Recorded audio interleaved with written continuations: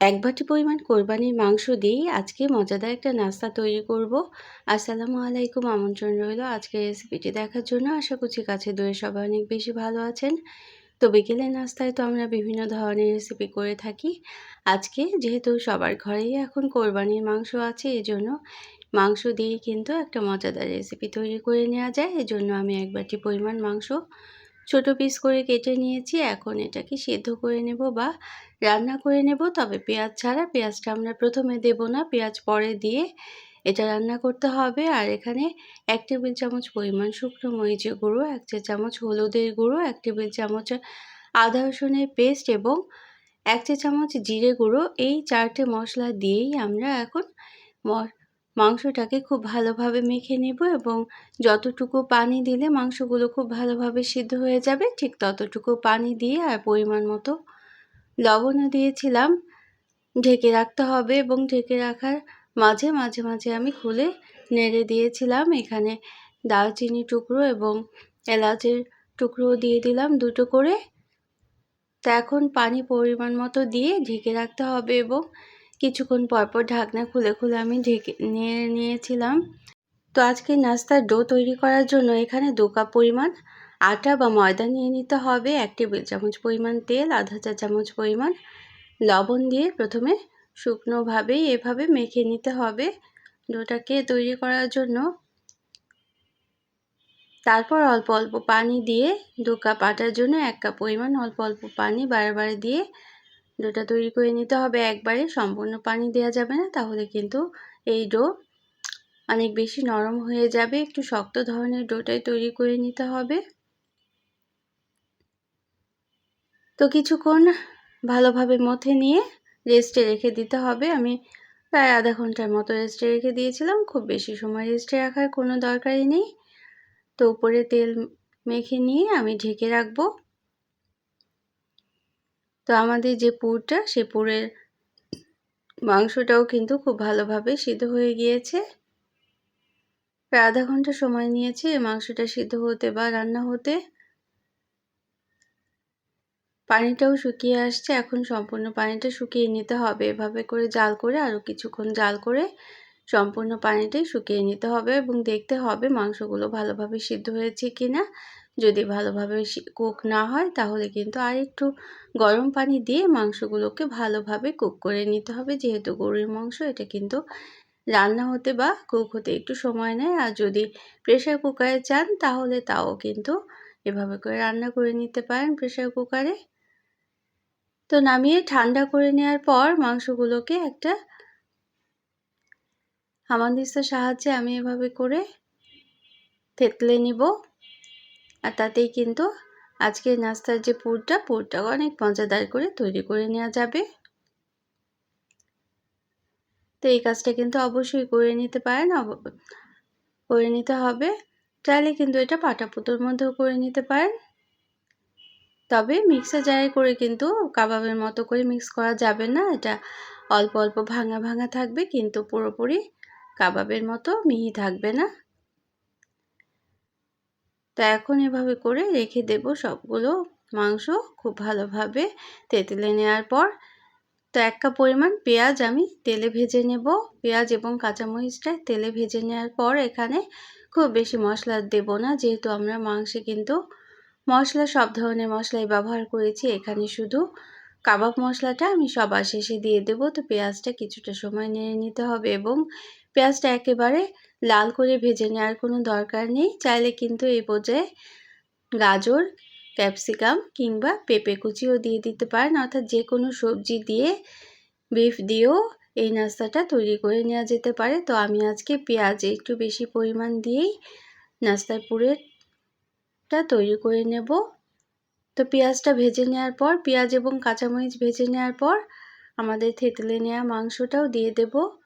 মাংসটা দিয়ে কিছুটা সময় নেড়ে ভেজে নিতে হবে এবং পেঁয়াজের সাথে মিশিয়ে নিতে হবে খুব ভালোভাবে। চাইলে সেদ্ধ আলুও কিন্তু দিতে পারেন, আলুও কিন্তু গরুর মাংসের সাথে অনেক ভালো লাগে খেতে। তো এভাবে কিছুটা সময় নেড়ে নিতে হবে এবং তারপর ঠিক নামানোর আগে 10 মিনিট ভেজে নিলেই হবে, খুব বেশি সময় নিয়ে ভাজতে হবে না। নামানোর আগে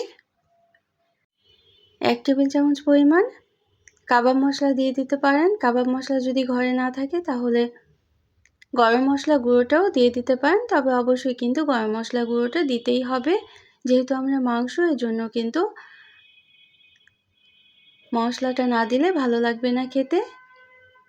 তো মশলাটা দিয়ে আরও কিছুক্ষণ সময় নেড়ে নিতে হবে। মশলা দেওয়ার পর খুব বেশি সময় নেড়ে নেওয়া যাবে না এবং নামিয়ে ঠান্ডা করে নিতে হবে। পুরোটা যত টেস্টি করে তৈরি করা যায় ততই কিন্তু যে কোনো নাস্তা রেসিপি অনেক বেশি খেতে ভালো হয়।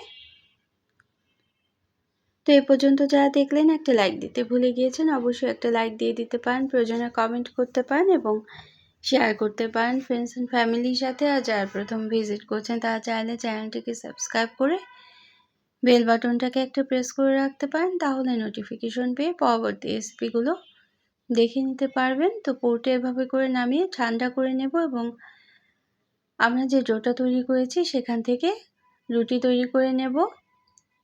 একটা বড় সাইজের রুটি তৈরি করে তারপর ছোট বাটি দিয়ে কেটে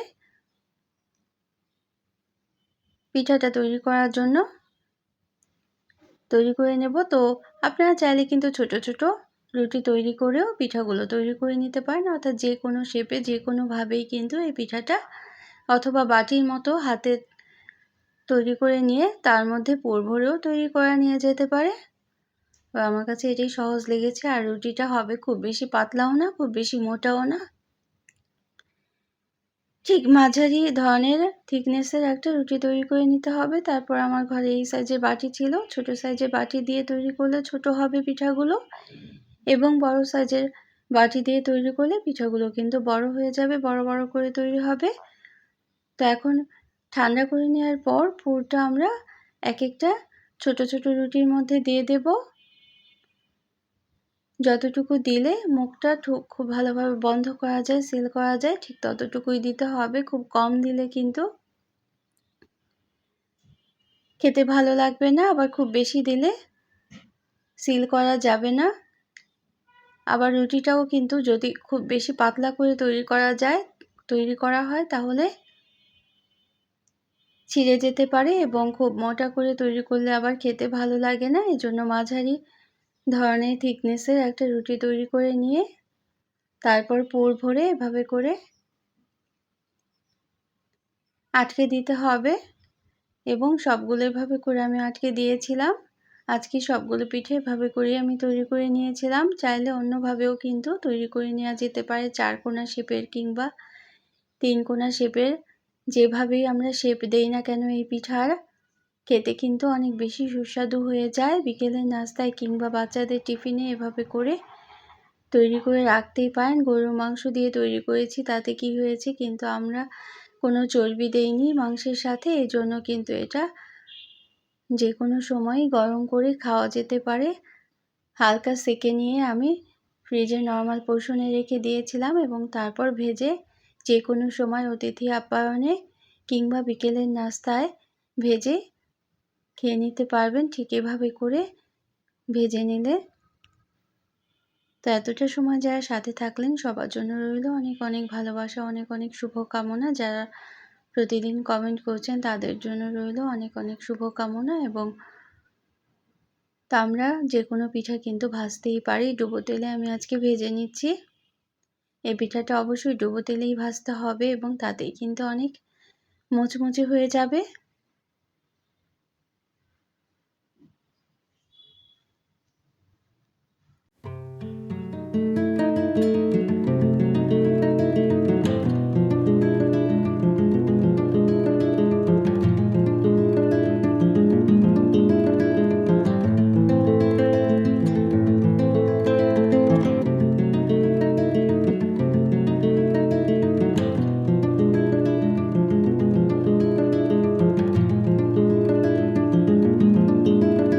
তো সবার জন্য অনেক অনেক ভালোবাসা, অনেক অনেক শুভকামনা। অন্য কোনো দিনে অন্য কোনো রেসিপি নিয়ে আসবো। আর ফেসবুক থেকে দেখলে অবশ্যই কিন্তু পেজটাকে ফলো করে রাখতে পারেন। কিছুটা সময় নেড়ে চেড়ে উপরের দিকটা যখন হালকা লাল রং চলে আসবে এবং মুচমুচে হয়ে যাবে, ঠিক তখনই কিন্তু আমরা নামিয়ে নেব। খুব বেশি সময় নিয়ে ভেজে পুড়িয়ে ফেলা যাবে না, আর অবশ্যই কিন্তু লো মিডিয়াম আঁচেই ভেজে নিতে হবে। হাই আঁচে যদি ভাজা হয় তাহলে কিন্তু ভিতরের দিকটা কাঁচা থেকে যেতে পারে এবং উপরের দিকটা পুড়ে যেতে পারে। এই বিষয়গুলো খেয়াল করেই কিন্তু তৈরি করতে হবে। Thanks for watching. Allah Hafiz.